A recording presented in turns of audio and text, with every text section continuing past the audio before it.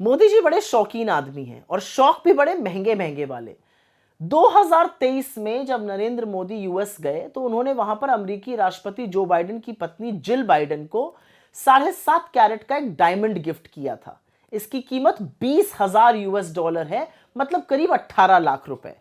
और 2023 में Jill Biden को मिलने वाले सारे तोहफों में सबसे महंगा तोहफा यही था। सोचिए, मोदी जी ने ब्रुनेई के सुल्तान से ज्यादा महंगा तोहफा दिया था जिल बाइडेन को। यही नहीं, आपको पता ही होगा कि ट्रंप परिवार को मोदी जी ने करीब 50,000 यूएस डॉलर, मतलब करीब 43-44 लाख के तोहफे दिए, 17 तोहफे दिए। उसमें से कुछ तोहफे इवांका ट्रंप को एक सोने का कड़ा दिया था, डोनाल्ड ट्रंप को एक 1.5 लाख की कफलिंग्स दी थी, 7 लाख रुपए का एक फूलदान दिया था, ताजमहल का एक रेप्लिका बनवाकर 4 लाख रुपए का वो दिया था। अभी अलग बात है कि भक्त बेचारे ताजमहल ही उड़वा देना चाहते हैं। और इन सारी चीजों का जो पैसा है, जो महंगे शौक और इनका पैसा है, ये कोई बीजेपी या आरएसएस के दफ्तर से नहीं आ रहा है। ये पैसा हिंदुस्तान के टैक्स पेइंग जनता से वसूला जा रहा है।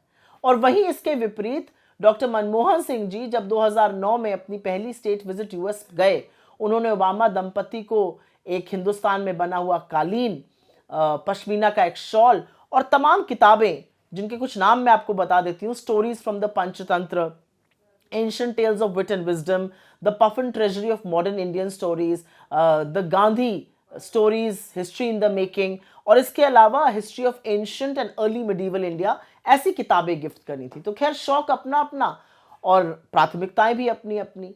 लेकिन जिस देश में आर्थिक तंगी है, जो देश गुर्बत से, जो देश बेरोजगारी से जूझ रहा है, उसके प्रधानमंत्री को, और जिस देश में अगर आप 80 करोड़ लोगों को राशन ना दीजिए तो वो भूखमरी से मर जाएं, उस देश के प्रधानमंत्री को इतने महंगे तोहफे देने से पहले सोचना चाहिए कि आपको सम्मान आपके ज्ञान, आपके दृष्टिकोण, आपके कद से मिलता है।